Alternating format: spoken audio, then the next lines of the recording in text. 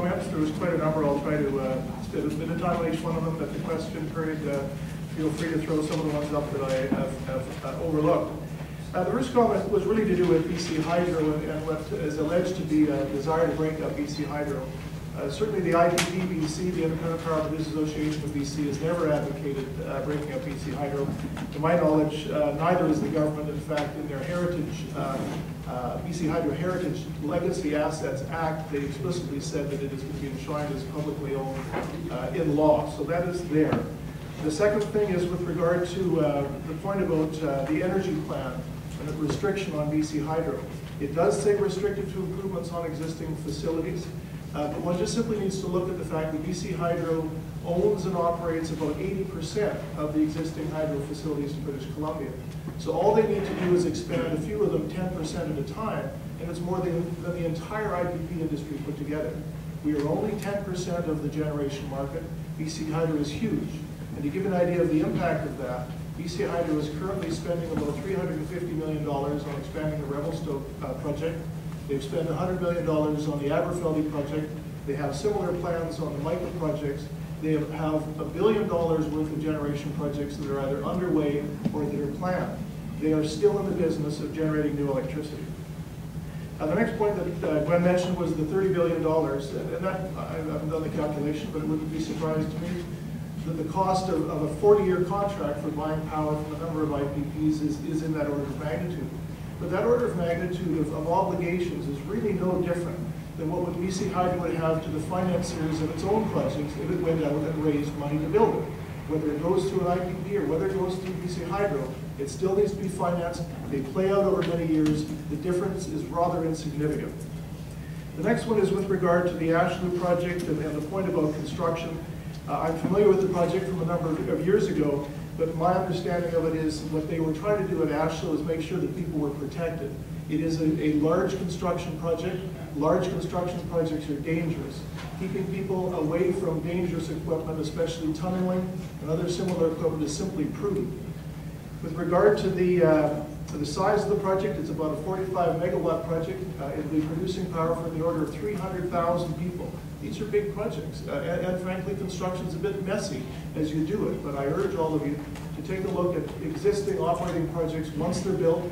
They're well fixed up afterwards. A quick point on the cumulative impacts. You just have to look at the Canadian Environmental Assessment Act, Section 13, Section 16, and the projects that trigger that act, of which most of our IPP projects are, in fact, trigger the cumulative impact assessment. With regard to the gold rush, again, I simply bring up the point that 1,000 projects, 1,000 run-of-river projects have been identified over the course of 20 years. Only 35 have been built. It frustrates me when people continue to focus on the 1,000, when in fact what really impacts British Columbians are the 35 or thereabouts that get built. Scaring people with numbers I don't think is helpful to the debate. Focus on what actually gets built rather than what simply gets investigated at the front end. Secondly, another point with regard to the allegation that we're expensive.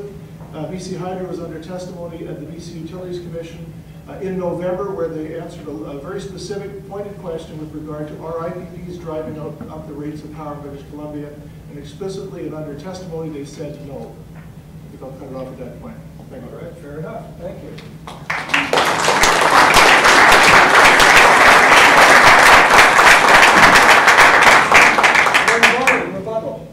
I'd just like to get back to the point, sorry to harp on it, in regards to IPP BC saying that BC Hydro is not prevented from producing new sources of hydroelectricity. Because I went back and pulled up an old IPP BC report from 2001, and it was the BC Electricity Market Reform Report.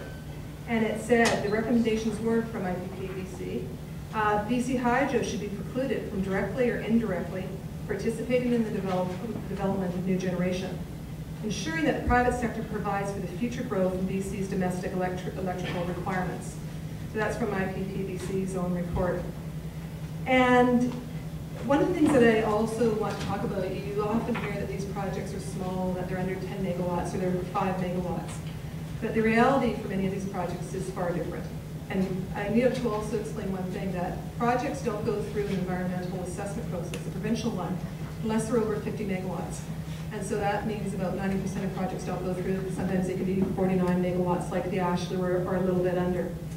But I am going to talk about some projects and the problems associated with them. And one of them is Butte Inlet. And some people in this room might have heard of Butte Inlet. And it is a massive project that is being proposed by Plutonic Power and General Electric. And it is over 1,027 megawatts. It would see about 400 kilometers of new transmission lines. It would see the diversion of 17 rivers, taking up to 94% of the mean annual flow. It would go through grizzly bear habitat. It is in salmon habitat. It is in fish habitat. That's one of the reasons why they're having a federal environmental assessment. And it's a massive, massive project, the largest private power project in Canada. Then you have another project that's planned for Glacier Hauser, and that's in the Kootenays. And it's also a big project, although not as big as the Butte Inlet. And what it's planning on doing that's really disturbing is it's planning on taking out water from the streams for the turbine, but the water never being returned to those streams. And then you have the Upper Pit. And the Upper Pit was a project that sort of became fairly well known last year.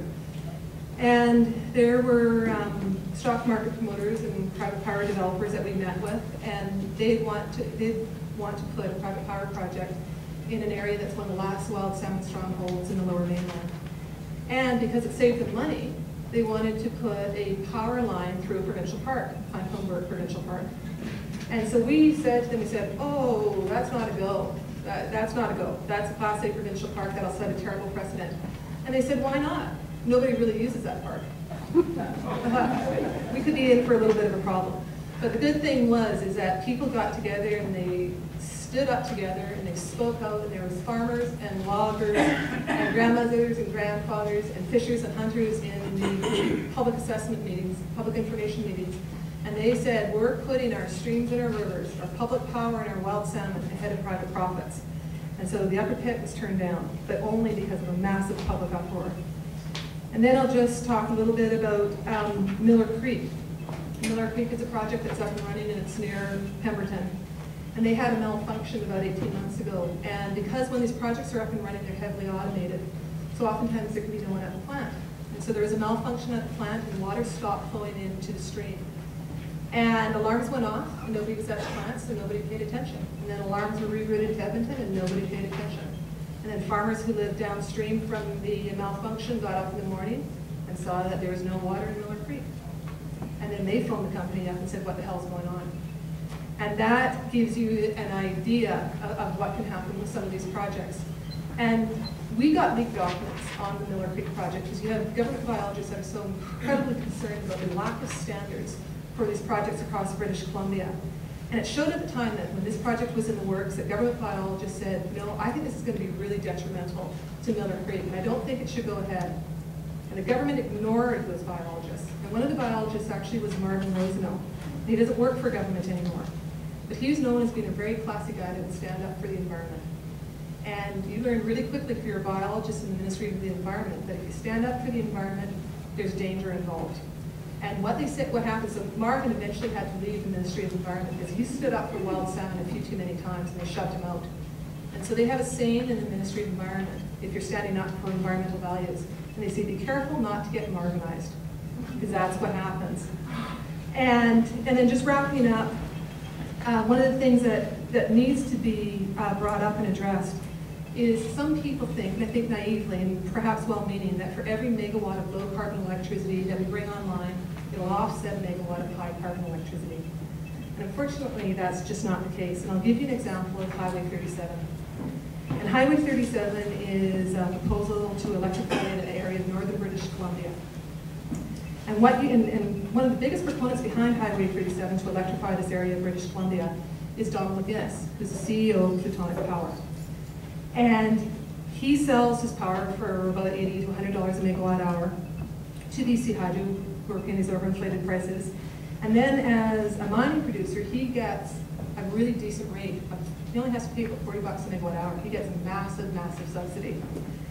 And if the electrification of Highway 37 goes ahead with massive subsidies from electricity, it'll subsidize each mine to the tune of about $50 million a year, but it will also see 2 coal mines come on, Groundhog and Kaplan. And that will raise greenhouse gas emissions in northern BC by 1,200% in that area.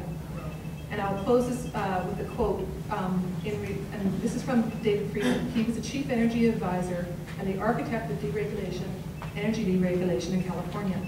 And this is what he had to say about BC and BC Hydro. We just made a terrible mistake in California. We thought deregulation and competition were just inherently better than regulation and monopoly. It all sounded so good, but it turned out to be a dreadful mistake. The question I'm asking is, and this is where he's referring to BC Hydro, what is it that's broke with a system that's providing cheap, reliable electricity, that's paying sizable dividends to the government, that has a rainy day fund, and that has money available for new capital projects? It is basically utility heaven. There isn't a state in the union that wouldn't give its eye teeth for a power system like BC Hydro. What on earth is your government trying to improve?